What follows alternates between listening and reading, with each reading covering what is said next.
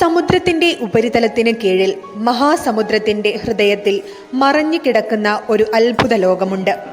അതിലൊന്നാണ് പസഫിക് സമുദ്രത്തിൽ സ്ഥിതി ചെയ്യുന്ന മരിയാന ട്രെഞ്ച് അഥവാ ഭൂമിയിലെ ഏറ്റവും ആഴമുള്ള ഭാഗം. പസഫിക്കിൽ ഗുവാമിനടുത്ത് സ്ഥിതി ചെയ്യുന്ന ഈ ട്രെഞ്ച് ഏകദേശം 11,000 മീറ്ററിലധികം ആഴം വരെ എത്തുന്നു. ചലഞ്ചർ ഡീപ്പ് എന്ന സ്ഥലമാണ് ഇതിൽ ഏറ്റവും ആഴമേറിയ ഭാഗം.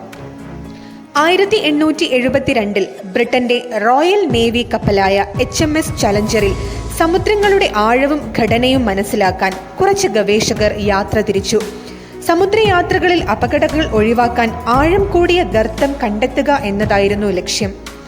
കുറച്ച് വർഷങ്ങൾക്ക് ശേഷം പതിവ് പോലെ നീളമുള്ള ചരടിൽ ഈയക്കട്ടകൾ കെട്ടി ആഴമളക്കുന്നതിനിടയിൽ പസഫിക്കിലെ പ്രത്യേക ഭാഗത്ത് ആഴമളക്കാൻ ചരട് താഴ്ത്തുവാൻ തുടങ്ങി. പക്ഷേ എത്ര താഴ്ത്തിയിട്ടും അവർക്ക് അവസാനം കണ്ടെത്താൻ സാധിച്ചില്ല. ശേഷം ഈയക്കട്ട നിന്നത് 8 കിലോമീറ്റർ താഴ്ചയിലാണ്. അത് ശാസ്ത്രലോകത്തെ തന്നെ ഞെട്ടിക്കുന്ന ഒന്നായിരുന്നു. പിന്നീട് ആ സ്ഥലം മരിയാന ട്രെഞ്ച് എന്ന് അറിയപ്പെടുകയായിരുന്നു.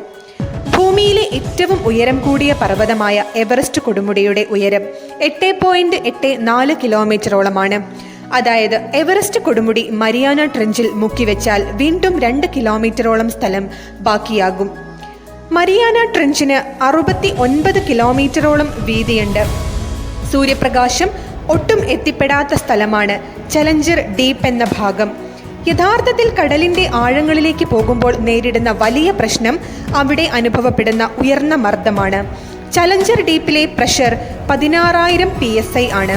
അതായത് മനുഷ്യൻ ചിന്ന ഭിന്നമായി പോകും. അതിനാൽ മനുഷ്യൻ ഇവിടെ നേരിട്ടെത്താൻ സാധിക്കില്ല. സമുദ്രത്തിനടിയിലെ താപനില 1 ഡിഗ്രി മുതൽ 4 ഡിഗ്രി സെൽഷ്യസ് വരെയാണ്. ആഴത്തിലെ മർദ്ദത്തിനിടെ മറികടന്ന് അപൂർവമായ ചില ജീവികൾ ഇവിടെ ജീവിക്കുന്നു. 10.6 കിലോമീറ്റർ ആഴത്തിൽ മോണോലോക്മിയ എന്നറിയപ്പെടുന്ന ഏകകോശ ജീവികളെ കണ്ടെത്തിയിട്ടുണ്ട്. 1960 ജാക്ക് പിക്കാർഡ്സ്, ഡോൺ വാൽഷ് തുടങ്ങിയവർ ആദ്യമായി ഈ ആഴത്തിൽ കാലുകുത്തി. പിന്നീട് ജെയിംസ് കാമറൂൺ പോലുള്ള ചലച്ചിത്ര സംവിധായകർ ഈ ആഴക്കടലിന്റെ വിസ്മയത്തെ അനുഭവിച്ചു. സത്യത്തിൽ മരിയാന ട്രെഞ്ചിനേക്കാൾ ആഴമേറിയ ഭാഗങ്ങൾ ഇനിയും കണ്ടെത്താനുണ്ട്. പ്രപഞ്ചത്തിലെ ഓരോ നിർമ്മിതികൾക്കും ഘടനയ്ക്കും ഒട്ടേറെ പ്രത്യേകതകൾ ആണ്. അവയിലെ ചെറിയ ചില ഭാഗത്തിൽ മാത്രമേ ഇന്നും മനുഷ്യന് കണ്ടെത്താനായിട്ടുള്ളൂ. മനുഷ്യന്റെ അറിവിനും കാഴ്ചയ്ക്കും ഏറെ അപ്പുറമാണ് ഭൂമിയും സമുദ്രവും പ്രപഞ്ചവും എല്ലാം. തുടർന്നും ഇത്തരത്തിലുള്ള വീഡിയോകൾക്കും അറിവുകൾക്കുമായി ഈ ചാനൽ സബ്സ്ക്രൈബ് ചെയ്യുക, സപ്പോർട്ട് ചെയ്യുക. Thank you all.